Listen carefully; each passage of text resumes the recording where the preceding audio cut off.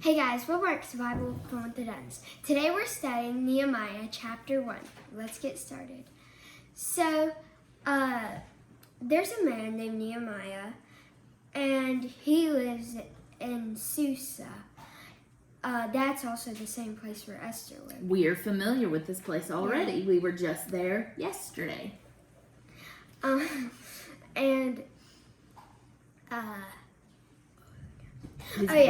His brother, Hanani, sounds good to us, comes and informs him that Jerusalem's walls have been broken and their gates have been burned.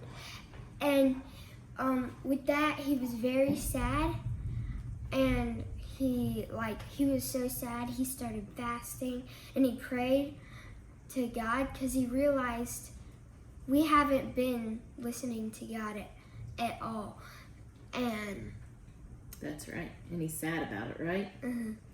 So we find ourselves in both Esther and Nehemiah. Remember, this is the other side of the exile where God's people were taken under control by the Babylonians and they were spread out and they lived in other places. Some people have come back to Israel, some people have not. Some still live in those places where they were misplaced. They maybe got used to where they lived. They maybe started a family, maybe had life established where they were. Just lots of different reasons.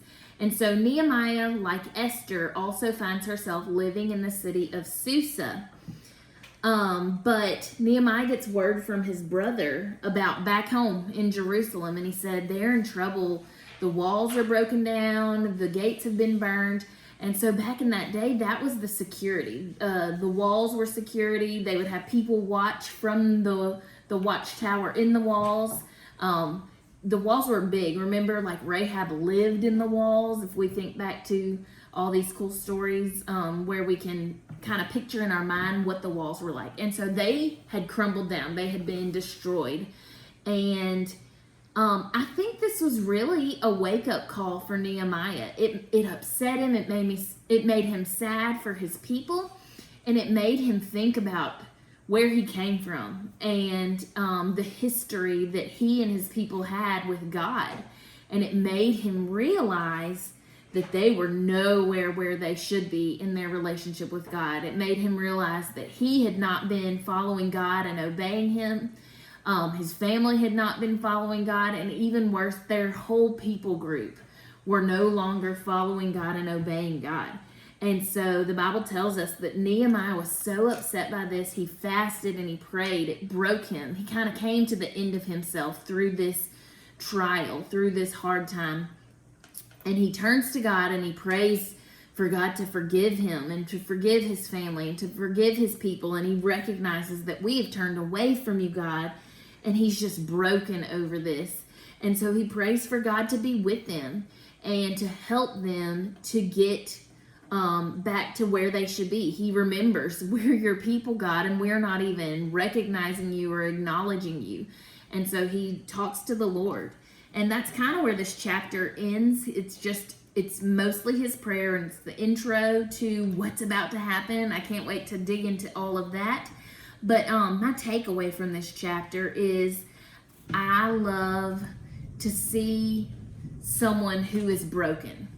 And I know that doesn't sound nice, but I've been broken. And I've had many things in my life that have made me feel broken or come to the end of myself. And it was through those times and those hardships in my own life that made me also be like Nehemiah and realize I need something bigger and better than myself. I can't do this life on my own. I need God. Those hard times, those hardships, they humble us. They make us realize that we can't do life on our own. We are not sufficient, but Christ is sufficient. God is sufficient for us.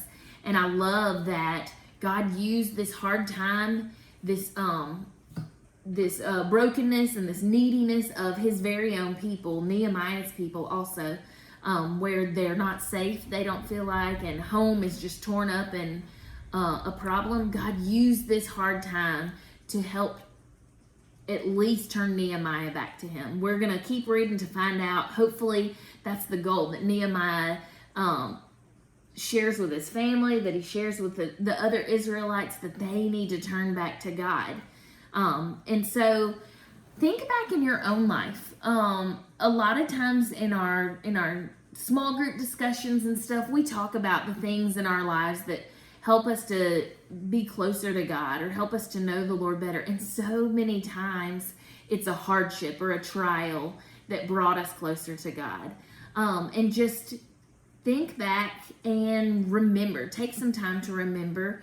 And I have found when I go back to where God has worked in my life, it's made me thankful for those hard times. It's made me thankful for those trials. And most of all, it's made me thankful for a God who is so faithful, who is so patient, and he's always waiting for us. He's always wanting us, always drawing us, no matter where we are. And so if we're far from him, he will use whatever it takes to get to us. And I love how he has Nehemiah's attention in this first chapter.